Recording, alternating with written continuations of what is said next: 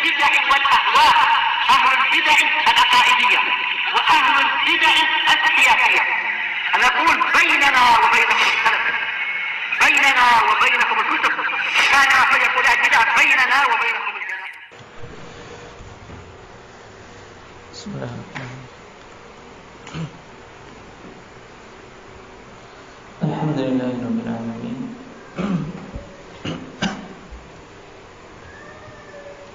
والصلاة والسلام على رسوله الأمين وعلى آله وأصحابه ومن تبعهم بإحسان إلى يوم الدين. أما بعد.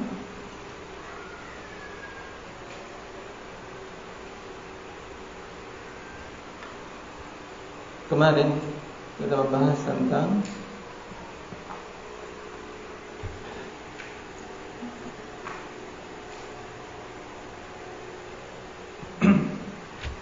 perkara yang harus dilihat terlebih dahulu sebelum ditetapkannya hukum kafir dan hukum fasik. Ada beberapa hal yang harus dilihat dalam perkara ini. Indah ya Ridwan. Dua perkara yaitu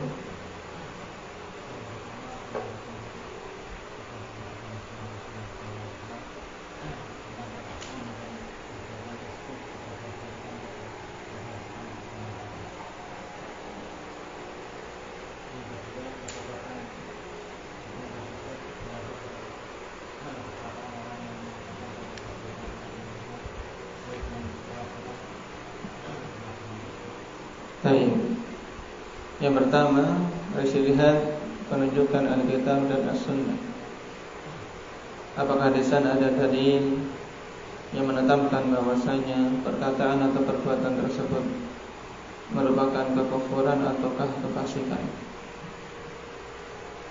Kemudian yang kedua, kecocokan penetapan hukum tersebut kepada orangnya, di mana harus dilihat syarat-syaratnya apakah terpenuhi. Demikian pula apakah di sana ada penghalang-penghalang. Dan kemarin kita mengambil di antara syarat yang paling penting untuk terpenuhi pada masalah ini apa? Muhammad.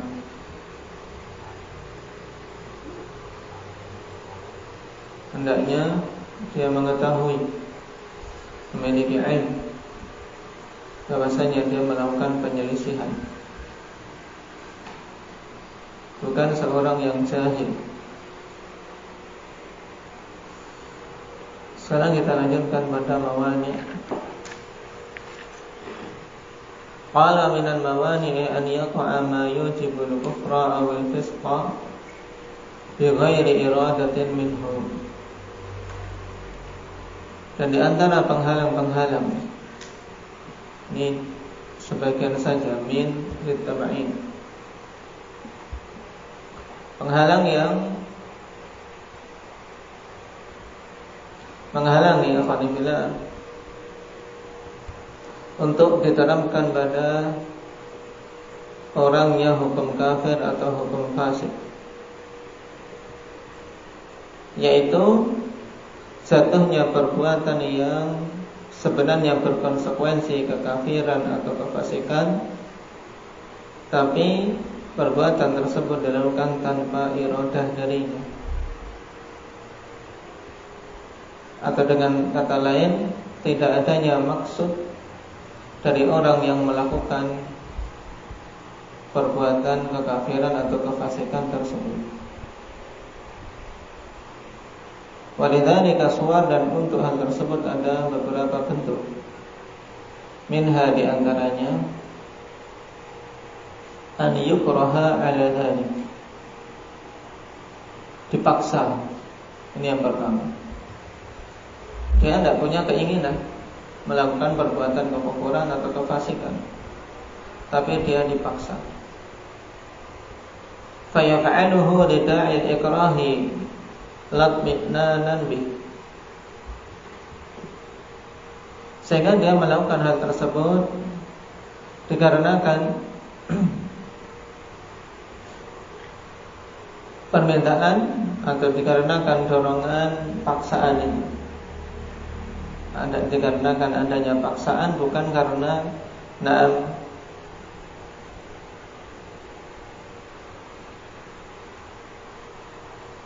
ketumakninahan dirinya untuk melakukan hal tersebut. Atau dengan mudahnya, yaitu dia dipaksa bukan karena keinginan diri sendiri.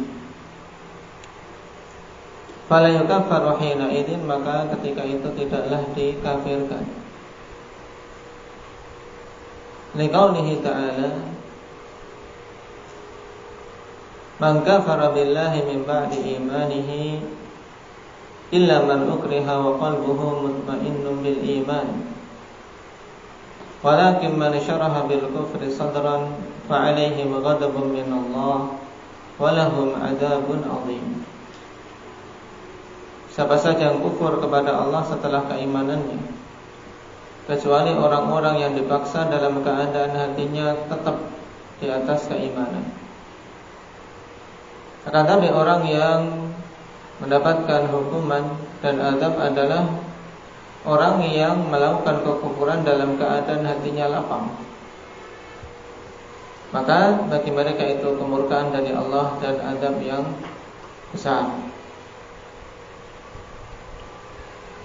Di sini jelas dikecualikannya illa man ukriha wa qalbuhu mutmainnun bil iman. Termasuk penghalang, kalau dia dipaksa dan hatinya tetap di atas keimanan, maka tidak dikafirkan. Faminha an yughlaqa alaihi fikruh. An yughlaqa alaihi fikruh. Yang kedua, tertutupnya pemikiran dia. Fala yadri ma yaqul, sehingga dia tidak tahu apa yang dia katakan. Jadi pikirannya tertutup, tidak sadar apa yang meluncur dari mulutnya. Lisyiddati farahin, dikarenakan sangat gembiranya, au huzrin, atau sangat sedih, au khaufin, atau karena sangat takut, au nahwi dzalik, atau yang semisal itu. Di mana kondisi seorang dia berucap tapi apa yang keluar dari lisannya itu tidak sadar. Sebagaimana dalam hadis yang disebutkan di sini,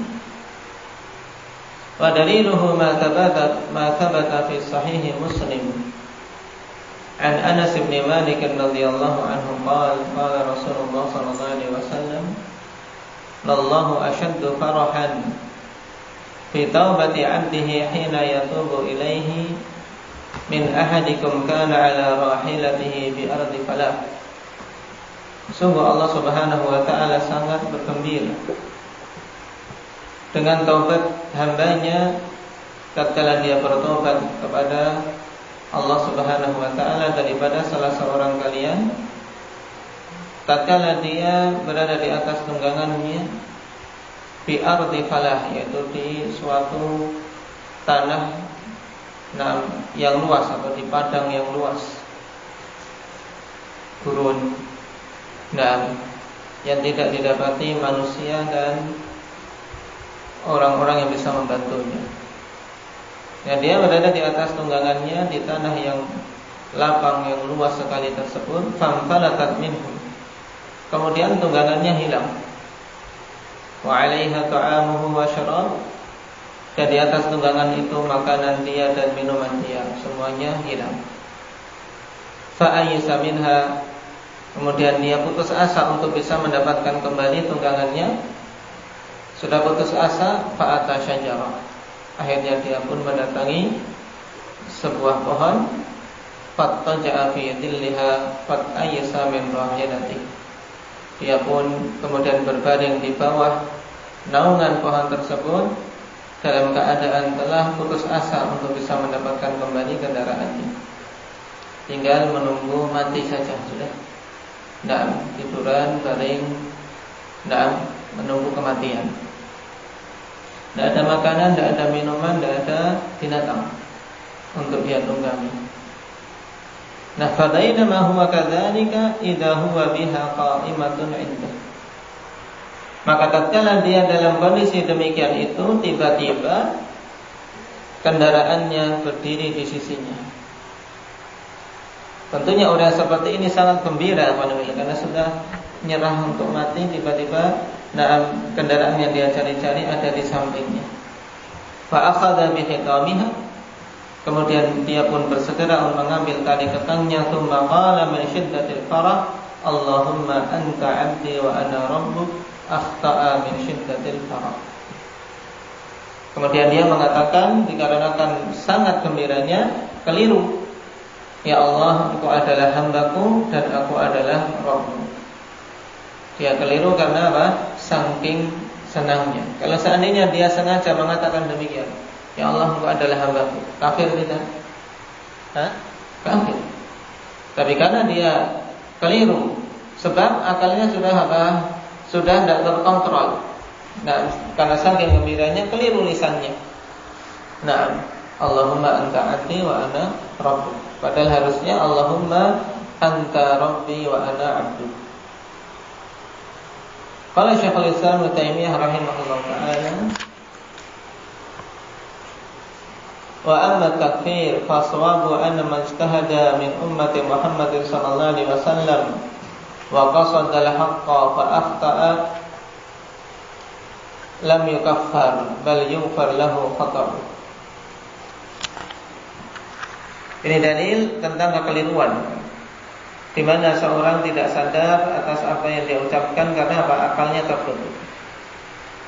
Kemudian dikutip di sini perkataan Syekhul Islam Ibnu Taimiyah yang menegaskan bahwasanya kekeliruan merupakan penghalang pengkafiran. Beliau katakan adapun takfir, yaitu penetapan hukum kafir pada seseorang, maka yang benar pada masalah ini bahwa siapa saja berijtihad dari kalangan umat Muhammad sallallahu alaihi wasallam dia maksudkan kebenaran kemudian dia keliru, maka tidak dikafirkan, bahkan dimaafkan kesalahannya. Wa man tabayyana lahu ma jaa bihi ar-rasul fasyaqa ar-rasula min ba'di ma tabayyana lahu al-huda wattaba'a ghayra sabilil mu'minin fa huwa kafir. Dan siapa saja yang jelas baginya apa saja yang Rasul sallallahu alaihi wasallam datang dengannya, kemudian dia menyelisih Rasul setelah datangnya petunjuk dan mengikuti selain jalannya kaum mukminin, maka dialah yang kafir. Nah, jadi inilah orang yang dikafirkan, yang menyengaja mengikuti jalannya selain Rasul sallallahu alaihi wasallam dan selain kaum mukminin. Wa man ittaba hawahu wa qasara fi talabil haqqi wa takallama bila ilmin fa huwa 'asin mudhnibun thumma qad yakunu fasiqan wa qad yakunu lahu hasanatun turajjahu ala sayyi'atihi. Dan siapa saja mengikuti hawa nafsunya dan kurang dalam mencari kebenaran serta berbicara tanpa ilmu, maka dia telah bermaksiat dan seorang yang berdosa. Kemudian terkadang dia dihukumi fasik. Nah, dan terkadang pula dia memiliki kebaikan-kebaikan yang menguatkan sisi timbangan kebaikannya daripada kejelekannya. Dari sini gambaran dari Syekhul Islam Ibnu Taimiyah rahimahullah bahwasanya dalam menetapkan takfir maupun tafsir butuh pertimbangan yang banyak.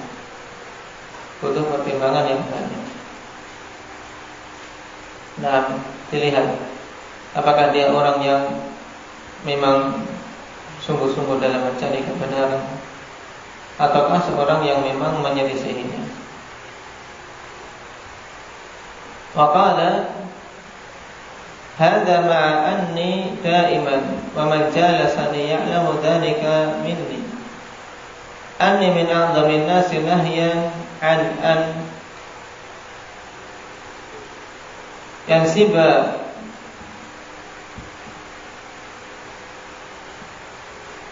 an yansaba mu'ayyanun ila takfirin wa tafsiqin wa maksiyatin. Kemudian beliau mengatakan demikianlah, bersamaan dengan keadaanku yang senantiasa, juga orang-orang yang sering duduk bersamaku mengetahui yang demikian itu. Dan aku senantiasa menjaga dan melarang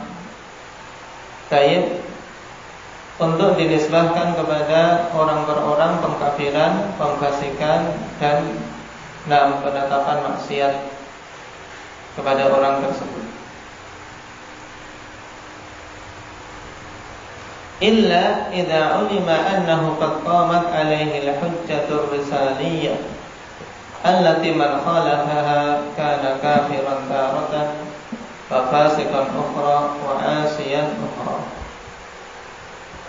Hanya saja apabila diketahui telah tegak atasnya hujjah kerasulan, yaitu hujjah dari dalil-dalil yang disampaikan oleh Nabi. Yang siapa saja menyelisihinya maka dia kafir terkadang dan fasik di kondisi yang lain, atau dihukumi pelaku maksiat di kondisi yang lain. Baik.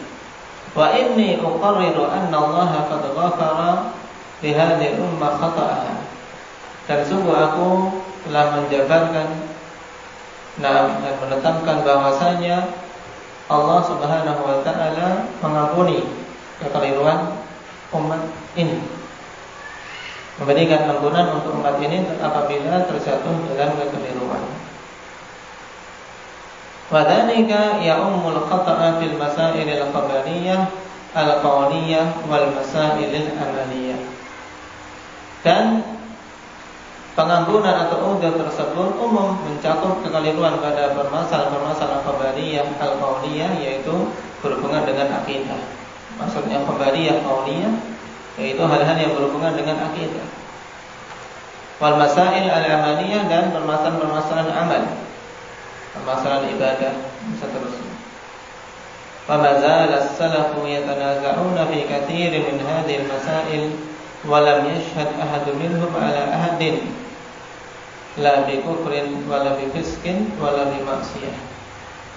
Dan senantiasa salaf mereka ada perselisihan pada banyak dalam masalah-masalah ini, dan tidak ada seorang pun di antara mereka yang mempersaksikan atas orang lain dengan kekafiran ataupun pemfasikan ataupun penetapan pelakunya sebagai ahli maksiat. Baik. Ini penjabaran dari Syekhul Islam Ibnu Taimiyah, bahwasanya beliau dalam masalah pengkafiran beliau adalah orang yang sangat berhati-hati, sangat berhati-hati. Wa dzakara amthilatan, tsumma qala, kemudian beliau menyebutkan contoh, contoh-contoh, kemudian mengatakan wa kuntu ubayyinu anna man naqala 'anis salaf wala immati min itlaqil qawli bi takfiri man yaqulu kada wa kada fa huwa aidan haqqun, lakin yajibu tafriq bainal itlaqi wat ta'yin. Ini yang perlu diperhatikan dengan baik. Dan aku menjelaskan bahwasanya anna ma nukila wa kuntu ubayyinu anna ma nuqila anis salafi wal a'immah.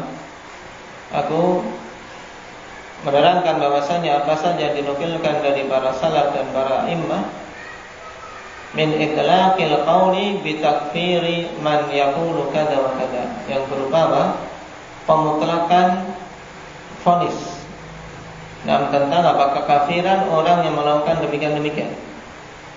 Jadi yang dinukilkan dari salaf, misalnya siapa saja mengatakan seperti ini maka dia kafir. Nah, maka itu juga hak. Jadi perkataan salaf tersebut hak. Akan tetapi wajib untuk dibedakan antara hukum secara mutlak dan hukum secara apa? Muayyan, hukum secara individu. Baik. Ini harus dibedakan. Ila an qala wa takfiru huwa minal wa'id. فإن كان القول تكذيبا لما قاله الرسول صلى الله عليه وسلم لكن قد يكون الرجل حديث عهد بإسلام أو نشأ ببادية بعيدة ومثل هذا لا يكفر بجهد ما يجحده حتى تقوم عليه الحجة. Dan takfir itu termasuk kategori wa'id, ancaman. Maka walaupun perkataan dia itu adalah pendustaan terhadap apa yang dikatakan oleh Rasulullah sallallahu alaihi wasallam, akan tapi terkadang pada orang tersebut keadaannya adalah baru masuk Islam atau dia tumbuh di suatu tempat yang sangat jauh yang tidak tersampaikan ilmu padanya, belum terjangkau oleh ilmu. Nah, maka yang seperti ini tidaklah dikafirkan dengan sebab pengingkaran apa-apa yang dia ingkari dari risalah Nabi sallallahu alaihi wasallam. Kalau sampai dia mengingkari, misalnya mengingkari zakat atau mengingkari hal-hal yang lain yang memang dia tidak tahu karena baru masuk Islam atau karena jauhnya ilmu, maka tidak dikafirkan sampai tegak atasnya hujjah. Waqad yakunu rajulun lam yasma' tilka nusus. Terkadang orang tersebut tidak mendengar nas-nas tersebut. Aw sami'aha wa lam tathbut 'indah. Atau dia mendengar tapi nas tadi tidak sampai di sisinya. Ini dhaif, derajatnya dhaif menurut dia. Aw a'radaha 'indahu ma'arid akhar. Atau muncul di sisi dia penghalang atau alasan-alasan yang lain sehingga dia tidak menerima dalil tadi. Auzaba ta'wilaha wa in kana mukhti'an. Baik. Yang mengharuskan untuk dia mentakwilkan walaupun dia keliru di situ. Ini termasuk dalam udzur.